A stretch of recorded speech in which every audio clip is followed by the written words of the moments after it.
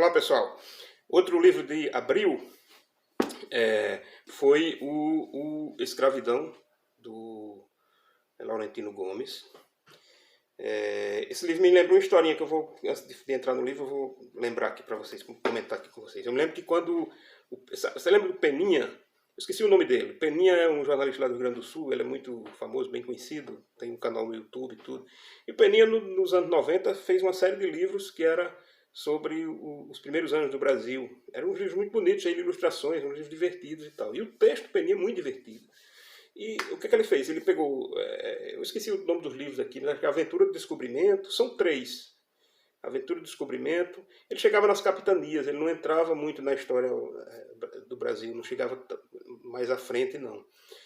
Porque ele gastava muito, saindo um livro, mesmo sendo um livro pequeno, ele gastava muito tempo fazendo o que era o objetivo dos livros, que era tentar explicar para o leitor de hoje como é que era a vida normal na viagem de Cabral e tal, como é que era o Brasil quando ele chegou, na prática mesmo, no dia a dia. Então, os livros eram muito divertidos por isso, eram muito interessantes por isso. Divertido é uma palavra meio inglória em relação a isso. Eram interessantes porque você chegava você conseguia ter uma dimensão do que era aquilo, por mais difícil que seja, né, com base na vivência da gente de hoje, digamos assim, entendeu? Então o livro é cheio de curiosidade. E Peninha é muito divertido. Aí sim, ele é muito divertido, a forma como ele escreve e tal. Aí aquele idiota daquele Diogo Mainardi, na época, escreveu lá numa dessas revistas, assim, escreveu 5 linhas lá para condenar o livro. Eu acho que tinha saído o primeiro. Esse livro não traz nenhuma novidade, não avança em nada em relação à pesquisa histórica. Pô, o objetivo não era esse, ali ninguém estava pretendendo avançar em nada na pesquisa histórica. O mau humor, a estupidez, a ignorância e a grosseria eram tão fortes que o cara não conseguiu entender o mínimo, que o objetivo do livro não era esse. Com esse livro aqui, Escravidão, acontece algo parecido. Eu não sou um estudioso para dizer que aqui não avançou em nada, mas eu tendo lido, eu posso dizer, com base até nos outros livros que o Laurentino Gomes fez, uma coisa parecida, inclusive, com o que o Peninha fazia com os primeiros anos do Brasil. Ele fez com o 1889, 1822, e o outro são 3, se eu não me engano, né? Antes desse, sobre a República, a Independência. O que ele fez foi isso, foi trazer um pouco para a visão dos dias atuais como é que se davam aquelas coisas todas da história do Brasil. Usando o quê? Uma coisa que o Peninha também usou, na verdade, a linguagem jornalística, que é muito boa para traduzir para o leitor atual essas situações, esses quadros históricos de antanho, certo? A linguagem jornalística é uma chave muito boa para isso. Ela funciona muito bem. Então você lê esses livros com, digamos, uma leveza, né? No caso da Independência, no caso da República, eu li 2 dele. Eu tenho um que eu não li ainda, não sei se foi agora eu não lembro se foi o da República que eu não li, mas enfim. No caso daqueles, é um pouquinho diferente, porque em relação a esse, porque esse aqui tem um marco diferencial muito forte. Eu estou falando de leveza, de texto leve, de contar a história de uma maneira como se você estivesse lendo um jornal bem escrito, uma revista semanal bem escrita, que é isso que o Laurentino Gomes faz aqui, que é que faz os livros dele fazerem sucesso. O Laurentino Gomes trabalhou na Veja, para quem não sabe, muito tempo, então ele traz um pouco daquilo para cá, daquele texto acessível e tal para cá. Então só que aqui, então dá uma certa leveza. Só que nesse livro aqui a leveza incomoda um pouco. Mas ele precisa, porque o tema é muito forte. Olha, o tema está escrito aqui nesse livro sobre escravidão, é o primeiro de uma série de 3. Eles agora estão com essa mania de já anunciar uma série, né? A gente está esperando o 2º volume do Samba, do Lira Neto, né? Que fez o primeiro, eram 3, agora, aí foi fazer um livro sobre os judeus, que eu não vi ainda. E aqui é a mesma coisa, fez o primeiro livro, tá ainda, o segundo ainda não apareceu. Mas, enfim, esse tratamento leve de texto, ele não se engane com isso, não acho que com isso você vai ler. Isso não é um livro de férias. Não leve para ler nas férias, não vai dar certo. Porque o conteúdo do que ele narra aqui, a leveza ajuda nisso. Para temas pesados, use tratamento leve. Eu vi isso em relação a um filme lá nos anos 80. Então a leveza ajuda nisso, mas não se engane, é muito forte. Muito forte.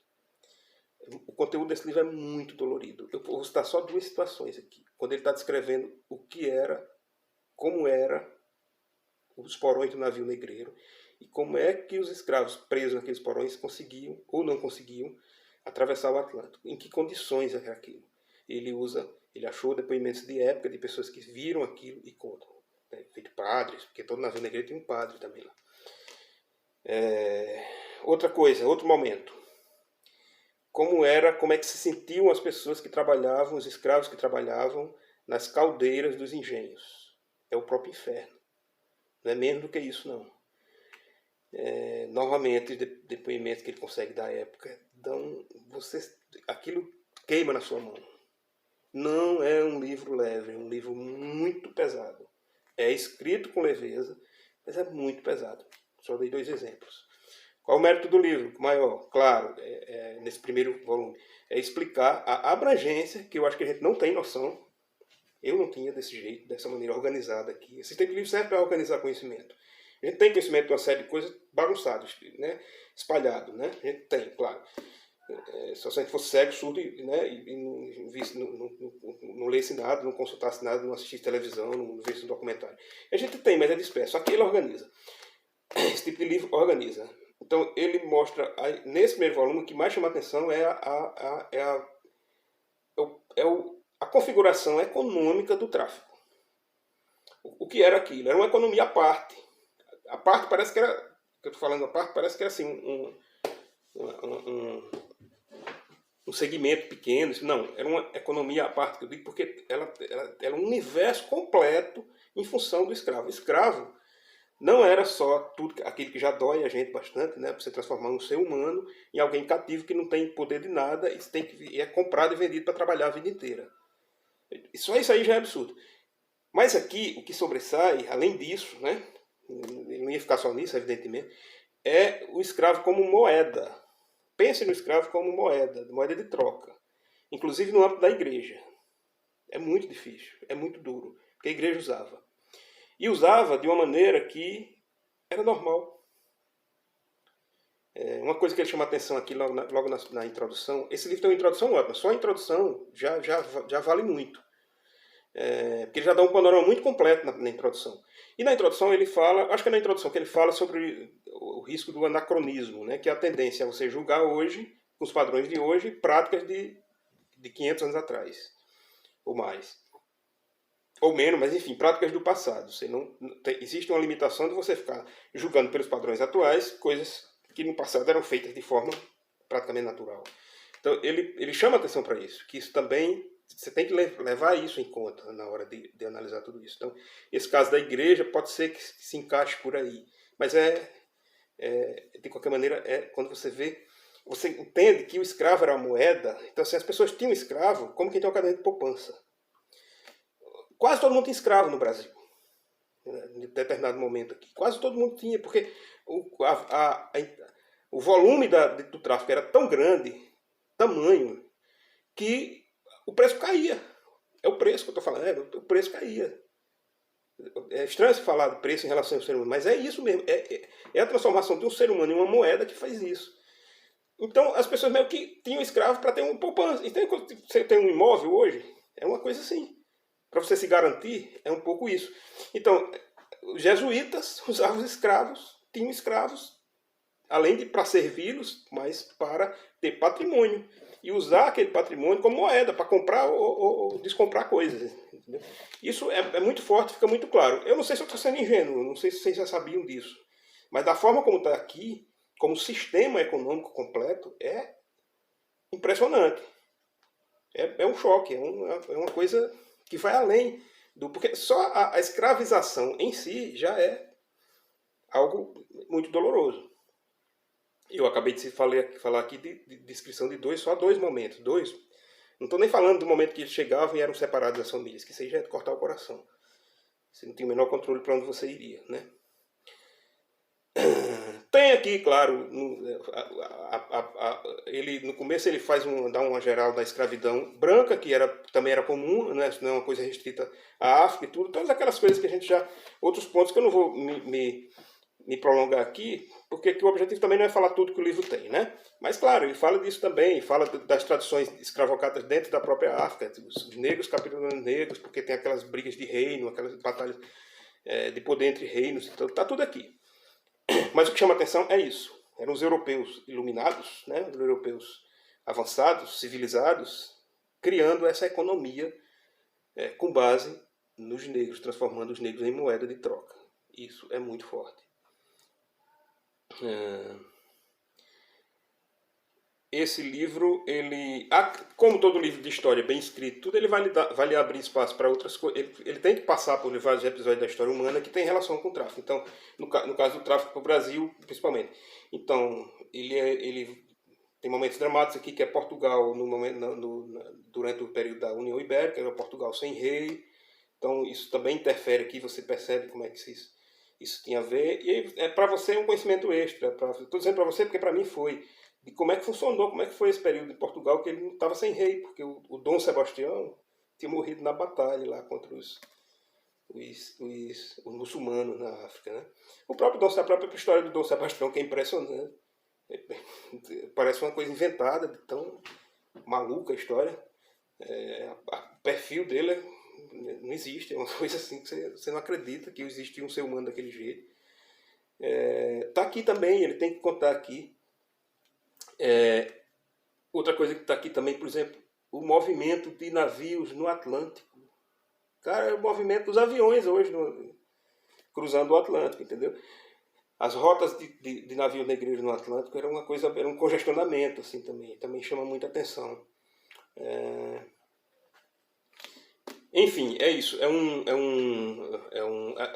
Também na introdução, o Laurentino Gomes ele é muito honesto, ele lembra que existe a visão tradicional, né, que está aí nos livros, que a gente estudou na escola, que obviamente hoje está sendo posta em questão, e tem que ser posta mesmo, mas ele também toma cuidado para não embarcar demais numa contestação muito extremada, que pode invalidar tudo que havia no conhecimento anterior que se tinha. Ele diz que está buscando um outro ponto de vista, né, que seja o mais correto possível para poder abordar esse assunto, né, sem cair na armadilha do anacronismo, como eu já falei. E é isso. Não é um livro forte, não é um livro para ler nas férias. Não pegue para ler em casa durante o trabalho mesmo. Não é uma leitura difícil pelo texto, é muito agradável pelo texto. Mas o tema é demais e a pesquisa dele levanta todas essas situações tão difíceis. Deixa eu aproveitar para completar o vídeo. Eu não sei nem qual o tempo que está aqui, eu não estou conseguindo enxergar. Não, 12:02, não dá. Eu vou fazer isso aqui rapidinho, só levantar o livro de maio aqui, rapidinho para vocês aqui. Para maio, ó, eu peguei aqui O Fim da Infância, que eu já li, já foi. Vai ser o tema do próximo vídeo. O Conto da Aya, que eu estou lendo no momento. Aí eu tenho um refresco, né, depois disso tudo. Tarzan, quero ler o texto clássico, né? Como eu entrei pelo ficção científica, eu queria ler uma ficção científica bem básica, aí peguei aqui Júlio Verne, Da Terra à Lua. E o livro do Laurentino Gomes, O Escravidão, ele lhe abre muitas portas da curiosidade para a África. Isso aconteceu comigo.